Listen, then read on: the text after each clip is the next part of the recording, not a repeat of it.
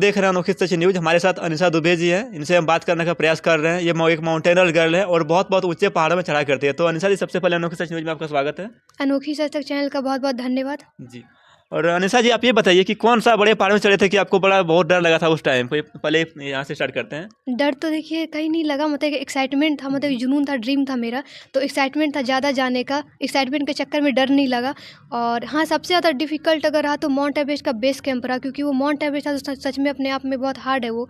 तो हाँ, उसमें ज़्यादा डिफिकल्ट था। ये सांप उप नहीं निकलता है? जो जहरीला जीव जंतु है वहाँ पे नहीं निकलता है? पहाड़ में चढ़ते हैं, आपको डर नहीं लगता आपको? देखिए वहाँ पे कभी भी कुछ भी मिल सकता है, कोई गारंटी नहीं है। जैसे वो जहाँ पे जंगली एरिया है वहाँ पे आपको सांप भी मिल जाएगा, लेकिन हाँ, जैसे ट्रैकिंग के टाइम में अभी तक तो हम लोग को नहीं मिला। जी।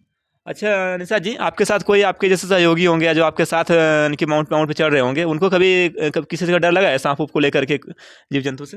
हाँ, देखिए हम तो 3 ही बार गए हैं, तो अभी तक के एक्सपीरियंस में तो हमको कहीं ऐसा लगा नहीं। लेकिन हाँ, बहुत सारे ऐसे जीव-जंतु मिलते हैं माउंटेन्स पे, जिससे कि आपको माउंटेनियरिंग का जब आप ट्रेनिंग करेंगे तो आपको ये सब से कैसे बचना चाहिए, कैसे ये सबको मतलब मैनेज करना, ये सब भी आपको उसमें सिखाया जाता है। अच्छा अनिशा जी, हम भी अनिशा जी जब बचपन में थे, अनिशा जी जब इंटर में पढ़ रहे थे हम, तो हमको भी लगा था मैम कि हम भी मतलब घूमे कहीं पे, जैसे होता है ना पहाड़ी इलाका। तो कैसा अनुभव होता है वहाँ पे घूम करके? मतलब ये होता है प्रकृति का आनंद लेना, कैसे आपको फील होता है वहाँ पे जब घूमते हैं तो देखिए, माउंटेन एक में? एक स्पोर्ट्स अलग हो गया और घूमना अलग हो गया। मतलब दोनों लोगों को लगता है कि दोनों एक ही चीज़ है, लेकिन जी। दोनों बहुत 2 है। क्योंकि जब हम लोग माउंटेन पे गए ना, जी। तो ये लास्ट वाला ही माउंटेन पे डजो जंगों पे जब हम गए, तो वहाँ पे कुछ गाइड लोग बता रहे थे कि अगर आप शौकिया तौर पे यहाँ पे आएँ, तो हम अभी भी बोल रहे हैं कि आप यहाँ से रिटर्न हो जाइए, क्योंकि ये घूमने का, पिकनिक का जगह नहीं है। क्योंकि यहाँ पे हर जगह खतरा है, हर जगह जान जा सकता है। यहाँ पे एक-एक मिनट पे कोई गारंटी नहीं है। अगर आप ट्रैकिंग लाइन में आए हैं, तो आप एकदम बेफ़िक्र होके आइए कि हम वापस जाएँगे या नहीं भी जाएँगे वापस घर।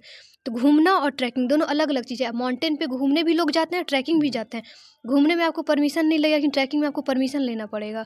घूमने में आपको सर्टिफ़िकेट नहीं दिखाना पड़ेगा, कि जब बहुत हाईएस्ट माउंटेन जाएँगे, तो आपको ट्रेनिंग भी खोजेगा, आपको सर्टिफ़िकेट भी खोजेगा।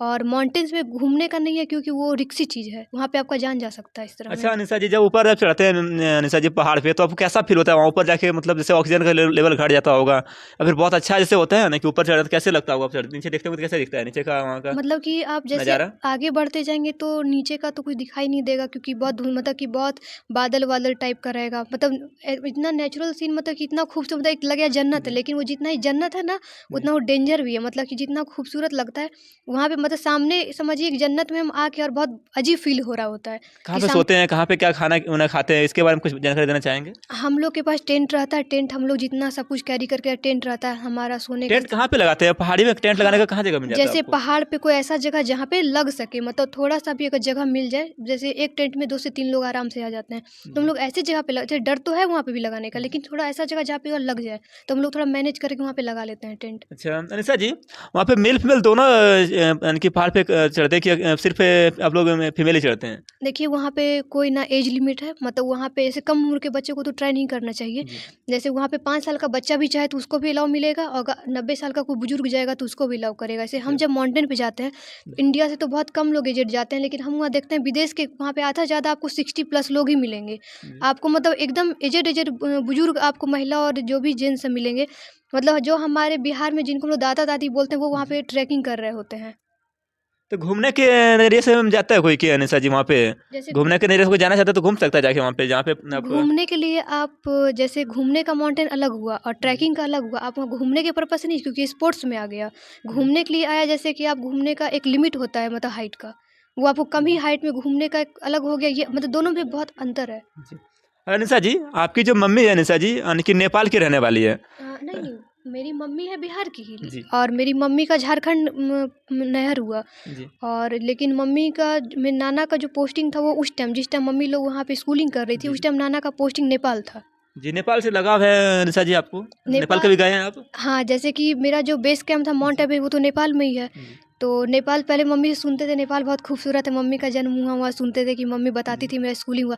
तो बचपन में हमेशा लगता था कि वहाँ जाए, और अचानक सच में कब ऐसा प्लान बन गया, कब मतलब हम इस फील्ड में चले गए और वो मेरा सपना सच हो गया।